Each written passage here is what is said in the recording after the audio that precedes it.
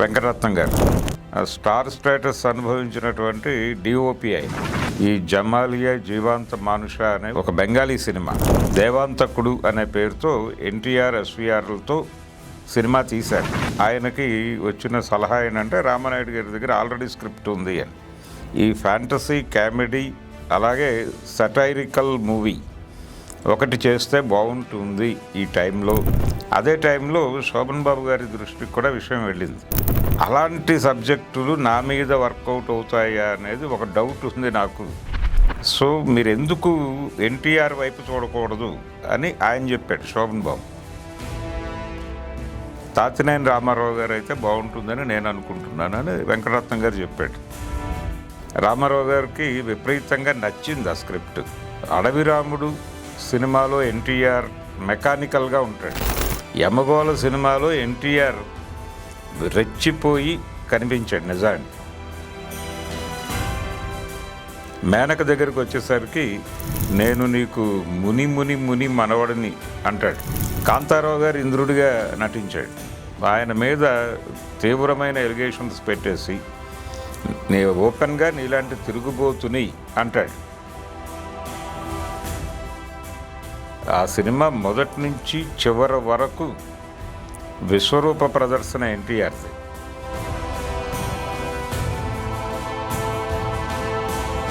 ధర్మశాస్త్రం వర్సెస్ రాజ్యాంగం అనే ఒక చర్చ నడుపుతాడు అక్కడ. నిజానికి ఇప్పుడు జరుగుతోంది ఆ చర్చ. ప్రభుత్వం కాదండి, ఏ అధికార హోదా లేని ఒక యువజన నాయకుడు నిర్వాకం ఇదంతా అంటాడు ఆయన. అనగానే థియేటర్లో ఆడియన్స్ సంజయ్ గాంధీ అని అరవటం స్వయంగా నేను విన్నాను ఆ రోజు. చాలా ఓపెన్గా ఎన్టీఆర్ అడుగుతాడు, ఎందుకు ఆయన అలా అరుస్తున్నాడు అని. అల్లు రామలింగయ్య చిత్రగుప్తుడి దగ్గరికి వచ్చి కొంపదీసి ఇక్కడ ఏమైనా ఎమర్జెన్సీ ఉందా అని అడుగుతాడు. జనరల్గా సెటైర్ ఆన్ లైఫ్ ఉండాలి అనేది వెంకటరత్నం గారి ఆలోచన. కానీ క్రమంగా దీన్ని పొలిటికల్ సెటైర్గా మార్చేశాడు ఎన్టీఆర్. అమ్మాయిల్ని వాడే పరిస్థితికి రాజకీయ నాయకులు వెళ్ళిపోయారు కాబట్టి ముందు ఇంద్రుడిని శిక్షించి తర్వాత వీళ్ళని శిక్షించి అంటాడు. జనాల్లో విపరీతమైన చర్చ రేపినటువంటి సన్నివేశం. ప్రొడ్యూసర్కి ఏమో టెన్షన్, ఏమైపోతుంది ఈ సినిమా, సెన్సార్లో ఇబ్బంది పడుతుందా. 77లో రైజ్కి వెళ్ళిపోయిన ఇమేజ్ ఆయన 82లో సినిమా పరిశ్రమ నుంచి బయటకు వెళ్ళిపోవడం, అంటే 5 ఏళ్ళు అలా కొనసాగి స్ట్రైట్గా ఆయన వెళ్ళి సీఎం చైర్లో కూర్చున్నాడు. నా దేశం, అది కూడా రాజకీయాలే, అందులో కూడా పొలిటికల్ క్రిటిసిజమే ఉంటుంది. నేరుగా ఇందిరాగాంధీని టార్గెట్ చేస్తూ చేసిన సినిమా అది. రోజులన్నీ మారే నీ పోజులు ఇంకా మానవే. ఈ సినిమాలో సత్యనారాయణ గారిని యముడిగా సెలెక్ట్ చేసింది ఎన్టీ రామారావు గారే. సత్యనారాయణ గారికి యమముద్ర వేసింది కూడా ఎన్టీ రామారావు గారే ఈ సినిమాలోనే.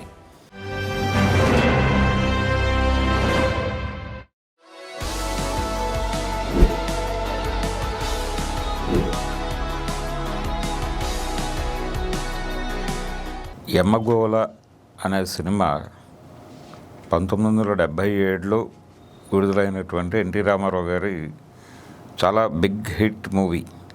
అంటే అడవిరాముడు తర్వాత, అడవిరాముడు తీసేసినటువంటి థియేటర్స్లోనే యమగోళ సినిమా రిలీజ్ అయింది. అయితే ఈ యమగోళ అనే టైటిల్ అది రామానాయుడు గారి దగ్గర నుంచి తీసుకుని ఈ సినిమాకి పెట్టడం జరిగింది.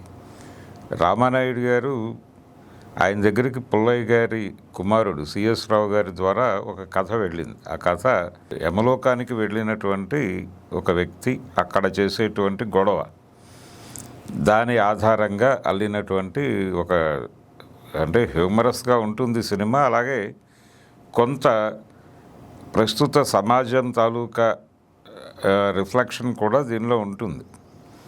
అంటే సామాజిక అంశాలను తడుముతూ ఈ అంశాలని అక్కడ నరకంలో ప్రస్తావించటం అనేది ప్రధాన భూమికగా ఆయన ఒక స్క్రిప్ట్ తయారు చేసి దాన్ని రామానాయుడు గారికి ఇవ్వడం జరిగింది. అది వర్కౌట్ అవుతుందా కాదా అనేటువంటి ఒక డోలాయమాన స్థితిలో ఆయన దగ్గర ఆగిపోయింది.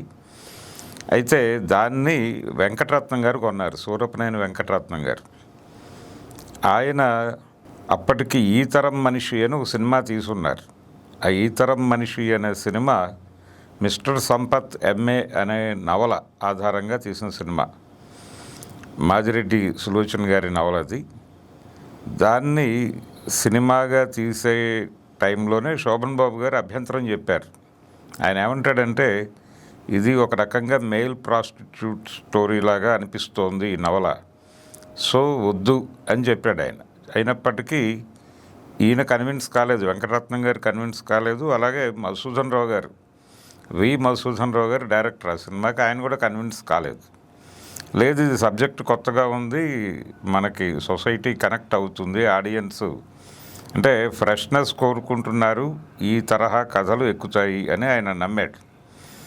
ఆ నమ్మకం అంటే వాళ్ళిద్దరూ నమ్మిన తర్వాత తనకెందుకు అభ్యంతరం ఉండాలి అని చెప్పి శోభన్ బాబు గారు క్యారీ ఫార్వర్డ్ అయిపోయారు. లక్ష్మీ, జయప్రద హీరోయిన్స్గా సినిమా మొదలైంది. సినిమా విడుదలైంది. ఫైనల్గా ప్రేక్షకుల నిరాదరణకి గురైంది. అలా ఈ తరం మనిషి దెబ్బతిన్న తర్వాత అప్పటి వరకు శోభన్ బాబుతోనే సినిమాలు చేశాడు ఆయన. వెంకటరత్నం గారు ఆయన బేసిక్గా కెమెరామెన్, చాలా పెద్ద కంపెనీలకి పనిచేసినటువంటి, ఒక రకంగా స్టార్ స్టేటస్ అనుభవించినటువంటి డిఓపి ఆయన. చాలా బ్యానర్స్కి జగపతికి ఆయనే పర్మనెంట్గా కెమెరా. అలా కొన్ని పెద్ద సినిమాలు, పెద్ద నిర్మాతలు ఆయన్ని ఎంపిక చేసుకునేవారు. ఆయన ఎంత పొగరుగా ఉండేవారంటే, ఈ సీన్ సరిగా వచ్చిందో రాలేదో నాకు ఎందుకో డౌట్ ఉంది అంటే, ఆ రోజుల్లో ఇప్పట్లాగా మానిటర్స్ పెట్టుకుని చూసుకునే పరిస్థితి లేదు. కాబట్టి ఈ షాట్ ప్రాపర్గా వచ్చిందో రాలేదో చిన్న డౌట్ ఉంది, ఇంకో టేక్ చేద్దామా అని డైరెక్టర్ అడిగితే, లేదు బాగానే వచ్చింది, నాకే సందేహము లేదు, మీకు ఏదన్నా సందేహం ఉంటే కడిగి చూసుకోండి అనేవాడు ఆయన. ఇది ముళ్ళపూడి వెంకటరమణ గారు కోతి కొమ్మచ్చిలో రాశాడు వెంకటరత్నం గారి యాటిట్యూడ్ గురించి. అలా పొగరుగానే ఉండేవాడు ఆయన. ఆ వెంకటరత్నం గారు ప్రొడక్షన్లోకి రావాలి, సినిమా తీయాలి అనుకున్నప్పుడు శోభన్ బాబు గారితోనే అందరూ దొంగలే అనేది అది మొదటి సినిమా ఆయన బ్యానర్లో, పల్లవి పిక్చర్స్ అనే బ్యానర్లో మొదటి సినిమా అందరూ దొంగలే. విబి రాజేంద్ర ప్రసాద్ గారు ఆ సినిమాకి డైరెక్ట్ చేశారు. విబి రాజేంద్ర ప్రసాద్ గారు జగపతి బ్యానర్లో కాకుండా బయట బ్యానర్లో డైరెక్ట్ చేసిన ఒకే ఒక్క సినిమా అందరూ దొంగలే. ఇది ఒక హిందీ సినిమా రీమేకు. ఆ రీమేక్ సినిమాని రాజేంద్ర ప్రసాద్ గారు తనదైన పద్ధతిలో తెలుగులోకి అనువదించారు. ఆ సినిమా ఒక వజ్రాల గొడవకు సంబంధించింది. దానిలో ఎస్వి రంగారావు గారు, నాగభూషణం కీలక పాత్రలు పోషించారు. అది చాలా మంచి విజయం సాధించింది. ఆ తర్వాత మధుసూదన్ రావు గారి డైరెక్షన్లో ఇద్దరే అనే సినిమా చేశాడు ఆయన. అది కూడా రీమేకే. అంటే మధుసూదన్ రావు గారి కెరియర్లో 90% పైన రీమేక్సే. అలా అది కూడా ఒక హిందీ సినిమా నుంచి రీమేక్ చేశారు. శోభన్ బాబు, కృష్ణరాజు వాళ్ళిద్దరూ హీరోలు ఆ సినిమాలో, మల్టీ స్టారర్ అనే అనుకోవచ్చు. కృష్ణరాజు గారి క్యారెక్టర్కి చాలా పేరు వచ్చింది ఆ సినిమాలో. అంటే రెబల్ స్టార్ అనేటువంటి ఇమేజ్కి ఒక రకంగా పునాది వేసిన సినిమా అది. ఇద్దరే. ఆ సినిమా పల్లవి పిక్చర్స్కి మంచి పేరు తీసుకొచ్చింది. ఆ ప్రయాణంలోనే ఈ తరం మనిషి అనేటువంటి సినిమా రావటం, ఆ సినిమా వీళ్ళు చాలా పెద్ద సక్సెస్ అవుతుంది అనుకున్నారు. తీరా ప్రేక్షకులు ఆ సినిమాని నిరాదరించారు. ఆ ఇబ్బందిలో ఉన్న టైంలో నెక్స్ట్ ఏం చెయ్యాలి అనేది వెంకటరత్నం గారి ముందుకు ఒక ప్రశ్న వచ్చినప్పుడు ఆయన ఏం చేశాడంటే, ఈసారి కొంచెం ఫ్యాంటసీ బేస్డ్గా వెళదాము అనే ఉద్దేశంతో ఈ జమాలియా జీవాంత మానుష అనే ఒక ప్రఫుల్ల చేసినటువంటి ఒక బెంగాలీ సినిమా, ఆ బెంగాలీ సినిమాని తెలుగుకి అడాప్ట్ చేస్తే అలా ఉంటుంది అని ఆయన వెళ్ళి రైట్స్ తీసుకున్నాడు. ఆల్రెడీ ఆ సినిమాని, ఇది 1958లో విడుదలైన సినిమా బెంగాలీలో. ఆ సినిమాని ఆల్రెడీ చిత్తజల్లు పుల్లయ్య గారు తీసుకుని తెలుగులో చేశారు. సదాశివ బ్రహ్మం గారితో స్క్రిప్ట్ రాయించి దేవాంతకుడు అనే పేరుతో ఎన్టీఆర్, ఎస్వీఆర్లతో సినిమా తీశారు. అది మంచి విజయమే సాధించింది ఆ రోజుల్లో. అది కూడా 58లోనే వచ్చింది ఆ సినిమా కూడా. అది వచ్చిన తర్వాత కొంతకాలానికి పుల్లయ్య గారికి మళ్ళీ అలాంటి సబ్జెక్టే చేయాలి అనిపించి ఒకటి తయారు చేశారు. సిఎస్ రావు గారిని కూర్చోబెట్టి తయారు చేసిన తర్వాత అది రామానాయుడు గారి దగ్గరికి వెళ్ళింది. ఈయన ఎప్పుడైతే ఈ బెంగాలీ సినిమాని తెలుగుకి అడాప్ట్ చేస్తూ ఒక ఫ్యాంటసీ కామెడీ సినిమా ఆ జానర్లో చేద్దాము అని అనుకుంటున్న టైంలో ఆయనకి వచ్చిన సలహా ఏంటంటే రామానాయుడు గారి దగ్గర ఆల్రెడీ స్క్రిప్ట్ ఉంది అని. ఈయన వెళ్ళి టైటిల్ వరకు ఇవ్వండి అంటే అది లైన్ ఏమిటో విన్నాడు. ఈయన విని వచ్చి నరసరాజు గారికి చెప్పాడు. ముళ్ళపూడి వెంకటరమణ గారికి ముందు చెప్పాడు, నరసరాజు గారి కంటే ముందు రమణ గారికి చెప్పాడు. రమణ గారికి ఎందుకు చెప్పాడంటే ముళ్ళపూడి వెంకటరమణ గారి మీద ఆయనకు ఒక కాన్ఫిడెన్స్ ఉండేది వెంకటరత్నం గారికి. రమణ గారు బాధ్యత వహించి తీసినటువంటి బుద్ధిమంతుడు ఈ సినిమాలకి వెంకటరత్నం గారే కెమెరా. దాంతో ఆయన మీద ఒక కాన్ఫిడెన్స్, వీళ్ళిద్దరి మధ్య ఒక స్నేహం కూడా ఉండేది. ఆ స్నేహంతో ఆయన వెళ్ళి ఇది లైన్, ఇలా ఫ్యాంటసీ లైన్ ఒకటి అనుకుంటున్నాను, ఈ ఫ్యాంటసీ కామెడీ అలాగే సటైరికల్ మూవీ ఒకటి చేస్తే బాగుంటుంది, ఈ టైంలో జనాలకి బాగా కనెక్ట్ అవుతుంది అనుకుంటున్నాను. ఇలా ఒక బెంగాలీ సినిమా ఉంది, దాన్ని ఆల్రెడీ దేవాంతకుడు అని తీశారు, పుల్లయ్య గారే ఇంకొక స్క్రిప్ట్ తయారు చేశారు, ఇంకొక లైను, దానికి ఎమగోళ అనే టైటిల్ కూడా ఉంది. కాబట్టి ఇది కొంచెం కాంటెంపరీ పాలిటిక్స్ని లింక్ చేస్తూ అలా నడిపితే బాగుంటుంది అని ఒక అభిప్రాయం. మనం రెగ్యులర్ హీరో శోభన్ బాబు గారితోనే వెళదాము, మీ ఒపీనియన్ చెప్పండి అని అడిగాడు ఆయన. అడిగితే రమణ గారు ఇలాంటి కథలకి నరసరాజు గారు అయితే బెటరు, ఆయన బాగా హ్యాండిల్ చేయగలరు. ఇప్పుడు సదాశివబ్రహ్మం గారు ఆ రోజుల్లో ఆ కథని అల్లారు, కానీ ఇప్పుడు ఇలాంటి స్క్రిప్ట్ తయారు చేయాలంటే డివి నరసరాజు గారే బెటరు. కాబట్టి నాకంటే నరసరాజు గారి వైపు వెళ్ళటమే బెటర్, మీరు వెళ్ళి ఆయన్ని కాంటాక్ట్ చేయండి అన్నాడు. అదే టైంలో శోభన్ బాబు గారి దృష్టికి కూడా విషయం వెళ్ళింది. పెడితే ఆయన మళ్ళీ ఈ తరం మనిషి టైంలో చెప్పిన అభ్యంతరమే మళ్ళీ చెప్పాడు. అంటే మీరు సోషియో ఫ్యాంటసీ, పొలిటికల్ సటైరు ఇలా ఈ యాంగిల్లో పెడుతున్నారు, అలాంటి సబ్జెక్టులు నా మీద వర్కౌట్ అవుతాయా అనేది ఒక డౌట్ ఉంది నాకు. సో ఎలాగూ మీరు రైటర్ని మార్చారు, ముళ్ళపూడి వెంకటరమణ గారు అనుకున్నారు, అది నరసరాజు గారి దగ్గరికి వెళ్ళింది. సో మీరు ఎందుకు ఎన్టీఆర్ వైపు చూడకూడదు అని ఆయన చెప్పాడు శోభన్ బాబు.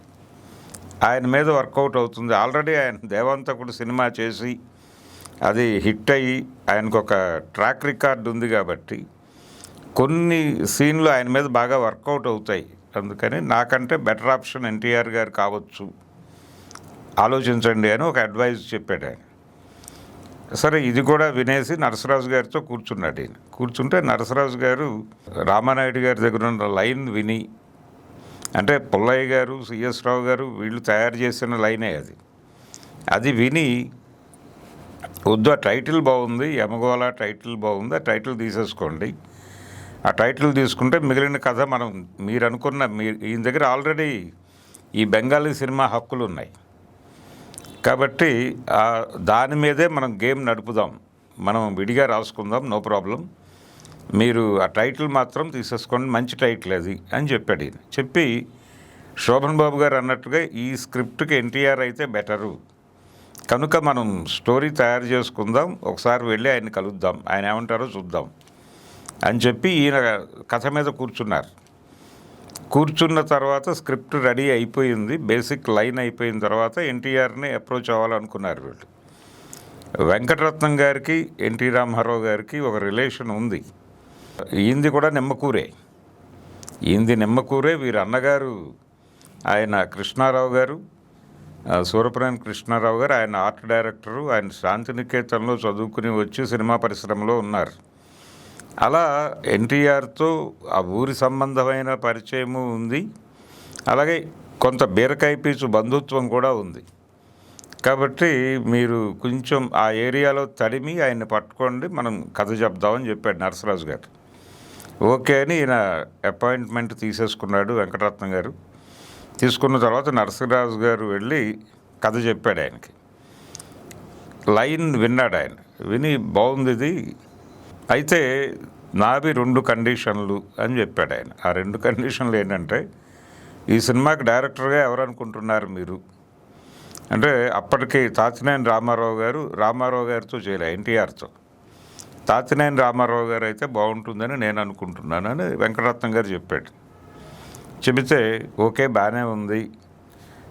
అయితే మీరు డైరెక్టర్గా ఎవరిని పెట్టుకున్నా నాకు అభ్యంతరం లేదు, కాకపోతే అసిస్టెంట్ డైరెక్టర్గా కేవీ రావు గారిని పెట్టుకోండి అని చెప్పాడు ఆయన.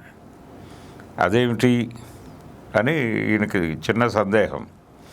అంటే ఆయన కార్టూన్లు వేసేవాడు, వేరే గీతాచార్య ఇలాంటి పేర్లతో కార్టూన్లు వేసేవాడు. బాపు గారి సినిమాలకి రెగ్యులర్గా ఆయన వర్క్ చేసేవారు.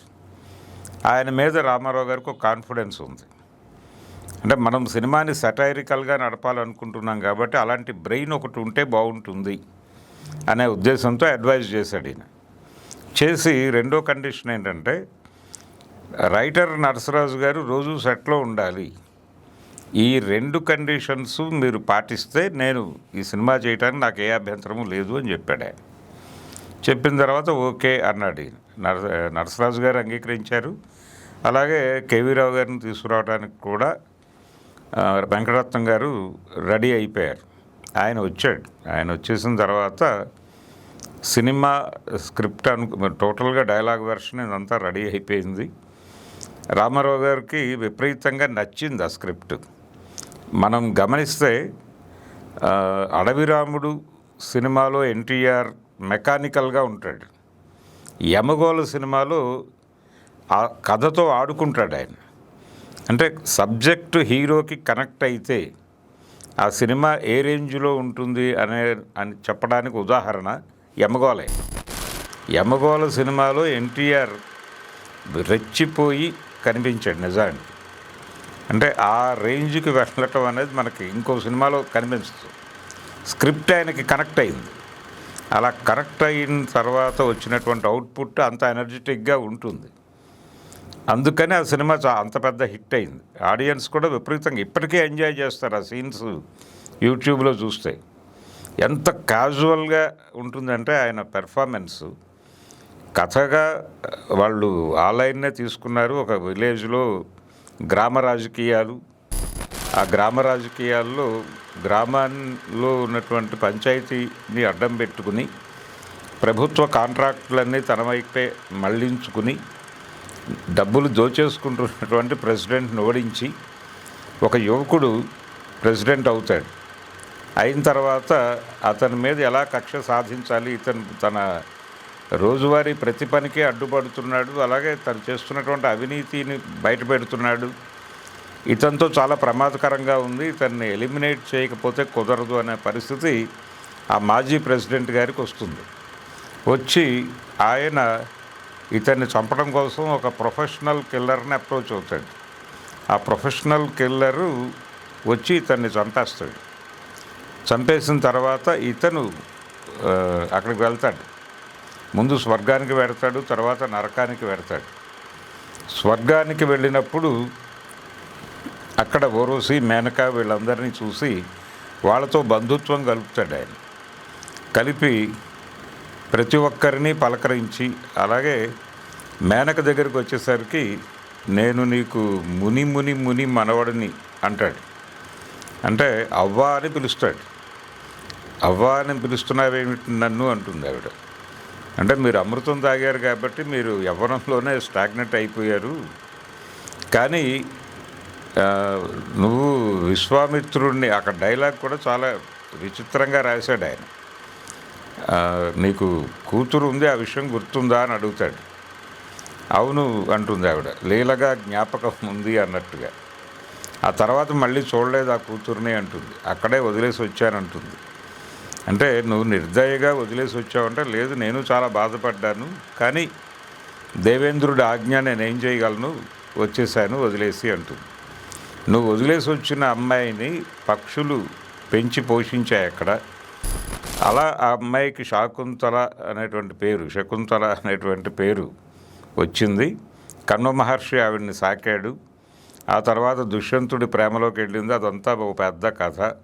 ఆ వంశానికి చెందినటువంటి భరతుడి తాలూకా భారతదేశానికి చెందినటువంటి వాడిని నేను. కాబట్టి మాకు మూలపురుషుడు భరతుడు అనుకుంటే నేను నీకు ముని ముని ముని మనవాడిని అవుతాను అని చెప్పి ఒక లింక్ కలిపి, చుట్టం వచ్చాడు కాబట్టి ఈరోజు సెలవు పెడుతున్నానని చెప్పు అంటాడు. లేదు లేదు అలా సెలవులు గెలువలు ఇలాంటివి కుదరవు ఇక్కడ అని చెప్తుంది ఆవిడ. నేను వచ్చి మాట్లాడతాను నీ తరఫున అని చెప్పి వెళ్ళి దేవేంద్రుడితో గొడవ పడతాడు. ఏంటి ఇది బౌండెడ్ లేబర్ చేస్తున్నావు నువ్వు, కనీసం చుట్టం వచ్చాడంటే ఒక సెలవు ఇవ్వవు అని చెప్పి మొదలుపెట్టి పురాణాలలో ఇంద్రుడి గురించి ఉన్నటువంటి చాలా సమాచారం మాట్లాడి నువ్వు ఫలానా వాళ్ళని ఇలా ఇబ్బంది పెడుతూ వెళ్ళావు, నీ మూలంగా కదా అహల్య రాయి అయిపోయింది, ఆ రామపాదం సోకే వరకు ఆవిడ రాయిగా ఉండాల్సిన కర్మ పట్టింది నీ మూలంగానే, ఇలా ఋషిపత్రులందరినీ కలుషితం చేసావు, అలాగే లీలావతి మీద నీ మోహము, ఇవన్నీ ఓపెన్గా మాట్లాడేస్తాడు. అంటే విపరీతమైనటువంటి పురాణ విమర్శ చేస్తాడు అక్కడ. ఎన్టీఆర్ని ఎగ్జైట్ చేసినటువంటి అంశం ఇదే. ఆ స్క్రిప్ట్ అంటే ఈ అవుట్లైన్ నరసరాజు గారు చెప్పగానే ఎన్టీఆర్ కనెక్ట్ అవ్వడానికి రీజన్ ఇదే. సో ఇది మనం చెలరేగిపోవచ్చు అనుకున్నాడు, ఆయన చెలరేగిపోయాడు నిజంగానే. కాంతారావు గారు ఇంద్రుడిగా నటించాడు. ఆయన మీద తీవ్రమైన ఎలిగేషన్స్ పెట్టేసి ఓపెన్గా నీలాంటి తిరుగుబోతుని అంటాడు. నీలాంటి తిరుగుబోతుని, వ్యభిచారిని భర్తగా మా భారతీయ మహిళలైతే అంగీకరించరు, నీలాంటి వాడే భర్త అయితే ఎప్పుడో విడాకులు ఇచ్చేసి ఉండేవారు అని కూడా అనేస్తాడు.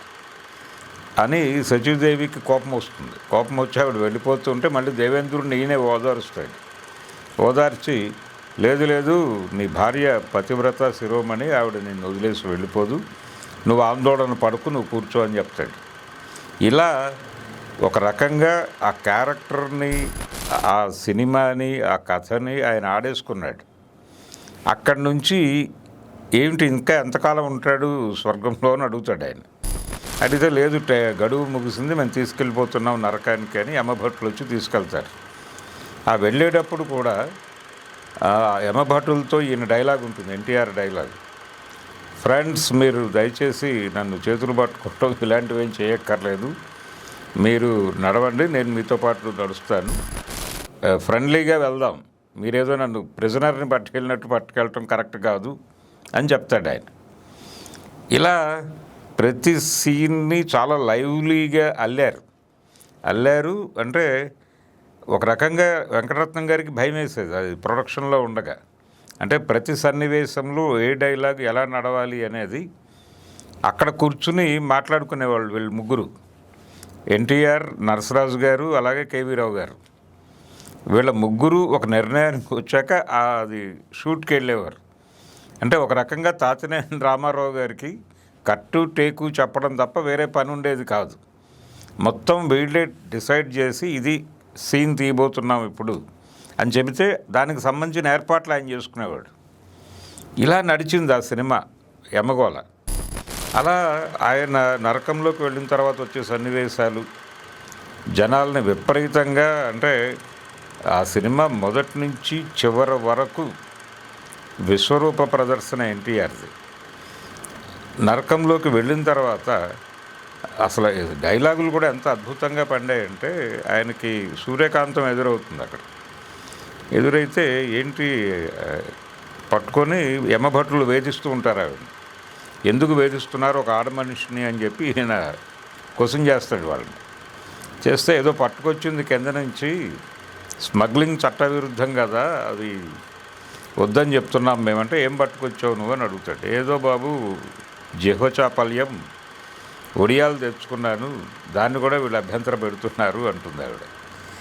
ఆవిడని చూడగానే ఎక్కడో చూశాను అని చెప్పి ఎన్టీఆర్కి చిన్న డౌట్ వచ్చి నువ్వు బలానా కదా అంటాడు. అవును అంటుంది ఆవిడ. అనగానే మామూలుగా నువ్వెప్పుడు వచ్చావు అంటాం మనం, ఆయన నువ్వెప్పుడు చచ్చావు అంటాడు చాలా క్యాజువల్గా. అంటే చస్తే కదా ఇక్కడికి వచ్చేది నరకానికి, దాన్ని చాలా క్యాజువల్గా నువ్వెప్పుడు వచ్చావు అన్నంత క్యాజువల్గా నువ్వెప్పుడు చచ్చావు అంటాడు ఆయన. అనగానే నేను మొన్నే చచ్చాను బాబు, ఆవిడ కూడా అంతే క్యాజువల్గా చెప్తుంది డైలాగ్ సూర్యకాంతం గారు, మొన్నే చచ్చాను బాబు, ఆ రుద్రయ్యే చేశాడు నా చావుకి, వాడే కారణం అంటుంది. అన్నప్పుడు ఎన్టీఆర్ నన్ను కూడా వాడే చంపించాడు అని చెప్తాడు. ఇలా వాళ్ళిద్దరూ కాసేపు ఊరి విషయాలు మాట్లాడుకుంటారు. ఊరి విషయాలు మాట్లాడుకుంటూ ఉండగా లేదు ఈవిడిని తొందరగా తీసుకెళ్ళి శిక్షలు అమలు చేయాలి, ఇలా సోది పెడుతూ కూర్చుంటే అలాగని ఎస్కార్ట్ పోలీసుల్లాగా ఎమభటులు మాట్లాడతారు. మాట్లాడితే అదేంటయ్యా ఆడవాళ్ళని మీరు డీల్ చేయటం ఏంటి, ఆడభటులు లేరా అని అడుగుతాడు ఈయన. ఆడభటులు లేరు అంటారు వాళ్ళు. అలా ఎలా కుదురుతుంది, ఆడవాళ్ళని ఆడభటులే చేయాలి, మగవాళ్ళని మగభటులే చేయాలి, మీరు ఇలా ఎవరిని పడితే వాళ్ళని ఇంట్రాగేషను శిక్షలు అమలు చేయటం ఇలాంటివి చేయటం చట్ట విరుద్ధం అంటాడు ఈయన. చట్టం లేదు, మీ కాన్స్టిట్యూషను మీ చట్టాలు వేరు మా చట్టాలు వేరు అని మాట్లాడతారు వీళ్ళు. ఇదంతా కాదు, ఇదంతా నేను వెళ్ళి ఎముడితోనే తేల్చుకుంటానని స్ట్రైట్గా ఎముడి దగ్గరికి వెళ్తాడు. వెళ్ళి ఏమిటి అరాచకం అని మొదలు పెడతాడు. ఇదంతా యాంటీ కాన్స్టిట్యూషనల్గా ఉందని మొదలు పెడతాడు. అంటే మీ రాజ్యాంగానికి మాది ధర్మశాస్త్రం అంటాడు ఆయన. ధర్మశాస్త్రం వర్సెస్ రాజ్యాంగం అనే ఒక చర్చ నడుపుతాడు అక్కడ. నిజానికి ఇప్పుడు జరుగుతోంది ఆ చర్చ. ఇప్పుడు ప్రభుత్వం, కేంద్ర ప్రభుత్వం చాలామంది మీద రకరకాల యాంటీ కాన్స్టిట్యూషనల్ ఎలిగేషన్స్ మీద మాట్లాడుతున్నారు. జస్టిస్ సుదర్శన్ రెడ్డి గారి మీద అమిత్ షా గారు మొన్న పార్లమెంట్లో చేసింది అన్కాన్స్టిట్యూషనల్ ఆర్గ్యుమెంటే. ఇలాంటి ఆర్గ్యుమెంటే యమధర్మరాజు చేస్తాడు యమగోళ సినిమాలో. చేస్తూ దాన్ని రాజ్యాంగబద్ధంగా ఎన్టీఆర్ కౌంటర్ చేస్తాడు. అలాంటి కాంటెంపరీ రాజకీయాలు విపరీతంగా ఉంటాయి ఆ సినిమాలో. ఈ ఘర్షణ పడుతూ ఉండగా ఒక డాక్టర్ని ప్రవేశపెడతారు బోన్లోకి. ప్రవేశపెట్టి ఏమిటి ఇతను చేసిన నేరం అని అడుగుతాడు యమధర్మరాజు. అడిగితే చిత్రగుప్తుడు చెప్తాడు, ఇతను పెళ్ళి అయిన వాళ్ళకి కాని వాళ్ళకి బర్త్ కంట్రోల్ ఆపరేషన్లు చేశాడు ప్రభు అని. అనగానే ఓ అనాచారి అని చెప్పేసి ఈయన వెంటనే రియాక్ట్ అయిపోయి సలసలకాగే డాల్డాలో వేసి అని మొదలు పెడతాడు. పెడితే అసలు అతను ఏ పరిస్థితుల్లో ఈ నేరం చేశాడో మీరు అడగరా అని అడుగుతాడు ఎన్టీఆర్. అడిగి ఏమయ్యా నువ్వు ఎందుకు చేసావు అంటాడు పబ్లిక్ ప్రాసిక్యూటర్ లెవెల్లో, లేకపోతే డిఫెన్స్ లాయర్ లెవెల్లో నిలబడి. అడగగానే ఏం చేస్తామండి, ఇన్ని ఆపరేషన్లు చేయకపోతే జీతం వేయమని ప్రభుత్వం అంది, నేనేం చేస్తాను అంటాడు ఆయన. అంటే ప్రభుత్వమా అంటాడు ఎముడు. ప్రభుత్వం కాదండి, ఏ అధికార హోదా లేని ఒక యువజన నాయకుడు నిర్వాకం ఇదంతా అంటాడు ఆయన. అనగానే థియేటర్లో ఆడియన్స్ సంజయ్ గాంధీ అని అరవటం స్వయంగా నేను విన్నాను ఆ రోజుల్లో. అంటే సినిమాకి జనాలు అంతగా కనెక్ట్ అయిపోయారు. అధికార హోదా ఏమీ లేకుండా ప్రభుత్వాన్ని నడిపించిన ఒక యువజన నాయకుడి నిర్వాకం అనే డైలాగ్ ఎన్టీఆర్ చెప్పగానే థియేటర్లో సంజయ్ గాంధీ అని కేకలు. అతనేడి అని అడుగుతాడు ఆయన యమధర్మరాజు. ఇంకా రాలేదు ప్రభు అంటాడు చిత్రగుప్తుడు.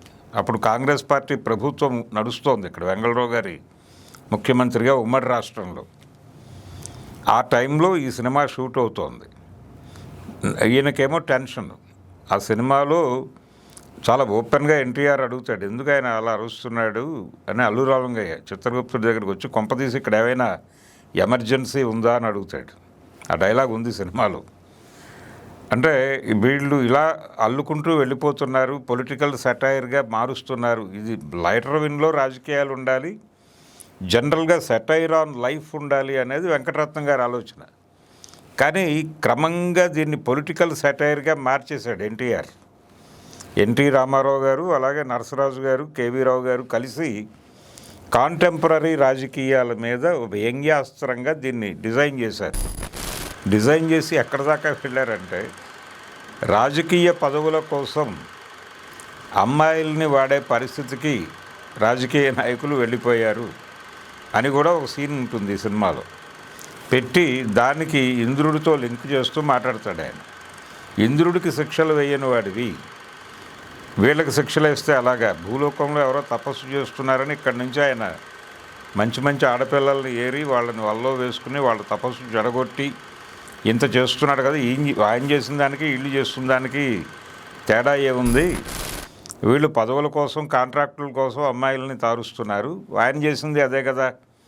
కాబట్టి ముందు ఇంద్రుడిని శిక్షించి తర్వాత వీళ్ళని శిక్షించి అంటాడు ఈయన. ఇది జనాల్లో విపరీతమైన చర్చ రేపినటువంటి సన్నివేశం. ఇలాంటి సీన్స్ అన్నీ అల్లుకుంటూ వీళ్ళు షూట్ చేసుకుంటూ వెళ్ళిపోతున్నారు. ప్రొడ్యూసర్కి ఏమో టెన్షన్, ఏమైపోతుంది ఈ సినిమా, సెన్సార్లు ఇబ్బంది పడుతుందా, లేకపోతే అధికార పార్టీ రిలీజ్ని అడ్డుకుంటుందా, ఏం చేయాలో తెలియని పరిస్థితి. తీవ్రంగా వీళ్ళు ప్రభుత్వం మీద, ప్రభుత్వ కార్యక్రమాల మీద నేరుగా కొన్ని డైలాగులు అయితే కేంద్ర ప్రభుత్వాన్ని టార్గెట్ చేస్తూ నడిచేటువంటి డైలాగులు. ఈ సినిమా భవిష్యత్తు ఏమిటి అనే టెన్షన్ ఆయనకి. ఫైనల్గా సెన్సార్కి వెళ్ళింది సినిమా కంప్లీట్ అయ్యి సెన్సార్కి వెళ్ళింది.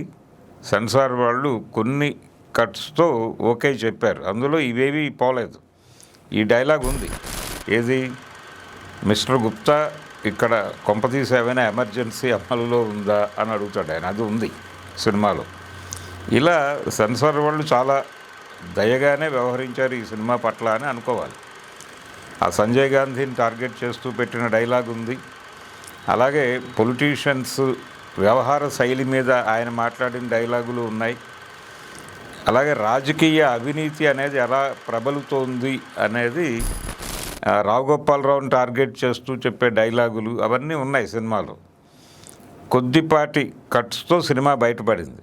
కానీ రిలీజ్ అయ్యాక థియేటర్ల దగ్గర ఏం జరుగుతుందో అనే ఆందోళన ఈయనకి. ఫైనల్గా సినిమా రిలీజ్ అయింది. నిజానికి 77వ సంవత్సరం ఎన్టీ రామారావు గారికి విపరీతంగా కలిసి వచ్చిన సంవత్సరం. 77 జనవరిలోనే దానవేరు సూరకర్ణ రిలీజ్ అయింది సంక్రాంతికి. ఆ సినిమా బిగ్గెస్ట్ హిట్. దాని తర్వాత ఆ వేడి చల్లారుతూ ఉండగా, హడావిడి తగ్గుతూ ఉండగా సమ్మర్లో అడవిరాముడు వచ్చింది. అది బిగ్గెస్ట్ హిట్ అప్పటికి. అంటే దానవేరు సూరకర్ణను మించిన విజయం అది. ఆ తర్వాత రిలీజ్ అయిన సినిమా అమ్మగోలై. అంటే ఒకే సంవత్సరం 3 175 రోజుల సినిమాలు. ఇది మామూలు రికార్డు కాదు. ఇక అక్కడి నుంచి ఆ వేవ్ ఆగలేదు. 77లో రైజ్కి వెళ్ళిపోయిన ఇమేజ్ ఆయన 82లో సినిమా పరిశ్రమ నుంచి బయటకు వెళ్ళిపోవడం. అంటే 5 ఏళ్ళు అలా కొనసాగి స్ట్రైట్గా ఆయన వెళ్ళి సీఎం చైర్లో కూర్చున్నాడు. అలా దానికి ఆ ప్రయాణానికి అంకురార్పణ 77లో జరిగింది. 77లోనే ఆయన క్యాస్ట్ ఇష్యూని క్వశ్చన్ చేస్తూ దానవీర సూరకర్ణలోను, అలాగే సామాజిక అంశాలను తడుముతూ, రాజకీయాలను తడుముతూ, పొలిటికల్ క్రిటిసిజాన్ని ప్రతిపాదిస్తూ చేసినటువంటి యమగోళ సినిమా పెద్ద హిట్ అవటం. ఇలా ఎన్టీ రామారావు గారి పొలిటికల్ జర్నీకి ఒక రకంగా పునాది సీరియస్గా 77 నుంచి మొదలైందేమో అనిపిస్తుంది. ఇలా సినిమా రిలీజ్ అయిన తర్వాత రాష్ట్రంలో ఎలాంటి రియాక్షన్ వస్తుంది? వెంగళరావు గారు ముఖ్యమంత్రిగా ఉన్నాడు అప్పుడు. కానీ ఎవరూ పెద్దగా సీరియస్గా పట్టించుకోలేదు. జనాలు విపరీతంగా చూసేస్తున్నారు సినిమా, బయటకు వచ్చి మాట్లాడుకుంటున్నారు. బిగ్గెస్ట్ హిట్ అనే అభిప్రాయం వచ్చేసింది. రిలీజ్ అయిన మొదటి రోజే మార్నింగ్ షోకే దానికి హిట్ టాక్ వచ్చేసిన తర్వాత వెంకటరత్నం గారు ఆ రోజు తృప్తిగా పడుకున్నాడట. అది నరసరాజు గారు తన తెరవెనక కథలలో రాస్తారు. అలాగే ఆయన ఆటోబయోగ్రఫీ అదృష్టవంతుడు ఆత్మకథలో కూడా యమగోళ గురించి ప్రత్యేకంగా రాస్తాడు ఆయన. యమగోళ షూట్ అయినన్ని రోజులు వెంకటరత్నానికి రోజు టెన్షనే. కానీ సినిమా రిలీజ్ అయ్యి హిట్ టాక్ వచ్చిన తర్వాత ఆయన సాటిస్ఫై అయిపోయి తృప్తిగా నిద్రపోయాడు అని రాస్తాడు. అలా పల్లవి బ్యానర్లో వచ్చినటువంటి ఒక సెన్సేషనల్ హిట్ సినిమా యమగోళ తెర వెనక ఉన్న కథ, సినిమాలో ఉన్నటువంటి కథ, ఈ రెండు. అంటే శోభన్ బాబు గారు చేయాల్సిన క్యారెక్టర్ ఇది. ఆయన వద్దు అనుకున్నారు. అది రామారావు గారు అయితే బెటర్ అని ఆయనే సజెస్ట్ చేశాడు. అలాగే రైటర్గా నరసరాజుని పెట్టుకోవడం బెటర్ అని ముళ్ళపూడి వెంకటరమణ గారు సజెస్ట్ చేశాడు. అలా ఒక గ్రేట్ రైటర్ ఇంకో గ్రేట్ రైటర్ని సజెస్ట్ చేయటము, అలాగే ఒక నటుడు నేను కాదు ఈ పాత్ర ఆయన అయితే బాగుంటుంది అని చెప్పటం. అంటే ఆ రోజుల్లో రిలేషన్స్ ఎంత గౌరవప్రదంగా ఉండేవి అనటానికి ఇది ఒక ఉదాహరణ యమగోళ. అలా వెంకటరత్నం గారి బ్యానర్లో అప్పటి వరకు తీసిన సినిమాలలోనూ ఆ తర్వాత తీసిన సినిమాల్లోనూ కూడా బిగ్గెస్ట్ హిట్ అని చెప్పాలంటే యమగోళ సినిమానే. ఆ తర్వాత కూడా ఎన్టీఆర్ ఆయనకు ఒక సినిమా చేశాడు. అది ఆయన చివరి సినిమా, నా దేశం. అది కూడా రాజకీయాలే. అందులో కూడా పొలిటికల్ క్రిటిసిజమే ఉంటుంది. నేరుగా ఇందిరాగాంధీని టార్గెట్ చేస్తూ చేసిన సినిమా అది. అందులో ఒక పాట స్ట్రైట్గా ఇందిరాగాంధీని టార్గెట్ చేస్తూ ఒక పాట కూడా పెట్టేశాడు ఆయన. రోజులన్నీ మారే నీ పోజులు ఇంకా మానవే, డబ్బులున్న బొమ్మ నీ డాబులు ఇంకా చల్లవే అని ఒక పాట పెట్టేశాడు. నీ తండ్రి గొప్పోడు కావచ్చు, నీ తాత గొప్పోడు కావచ్చు, కానీ నువ్వు గొప్పదానివి కాదు. కోడి గొంతు నొక్కి తొలి పొద్దున ఆపలేవు. ఇలాంటి అంటే వేటూరి సుందరరామూర్తి గారితో రాయించారు ఆ పాట. ఒక రకంగా నేను అటాక్ ఇవ్వబోతున్నాను, నేను రాజకీయాల్లోకి వస్తున్నాను, నీ అంతు చూడబోతున్నాను అన్న పద్ధతిలో నడుస్తుంది. ఇంకో డైలాగ్ ఉంటుంది ఆ సినిమాలో, నా దేశంలో. పరుచూరి వాళ్ళు రాశారు ఆ సినిమాకి డైలాగులు, పరుచూరి బ్రదర్స్. అదేంటంటే 35 సంవత్సరాల నీ రాజకీయ అనుభవాన్ని నేను 3 నెలల్లో అవపోసన పట్టాను అంటాడు. ఇలాంటి పొలిటికల్ కంటెంట్తో రిలీజ్ అయిన ఆ సినిమా కూడా సెన్సేషనల్ హిట్టే. కాబట్టి వెంకటరత్నం గారికి రామారావు గారు చేసినటువంటి 2 సినిమాలు రాజకీయ సినిమాలే చేశాడు ఆయన. 2 కూడా సెన్సేషనల్ హిట్స్ కావటం అనేది ఒక రకంగా ఆయన లక్, వెంకటరత్నం గారి లక్. ఇది యమగోళ వెనకాల ఉన్నటువంటి కథ, యమగోళలో ఉన్నటువంటి కథ. రామారావు గారు విపరీతంగా ఎంజాయ్ చేస్తూ చేసిన సినిమా ఇది. ప్రతి పాత్ర చాలా అద్భుతంగా నటించారు. సత్యనారాయణ గారు ఈ సినిమాలో సత్యనారాయణ గారిని యముడిగా సెలెక్ట్ చేసింది ఎన్టీ రామారావు గారే. ఎందుకంటే నిజానికి వెంకటరత్నం గారికి ఈ స్క్రిప్ట్ ఎన్టీఆర్ ఓకే చేసిన తర్వాత ఒక ఆలోచన వచ్చింది. అదేంటంటే బాలకృష్ణ గారు అప్పటికి అన్నదమ్ముల అనుబంధం సినిమాలో నటించి ఉన్నాడు.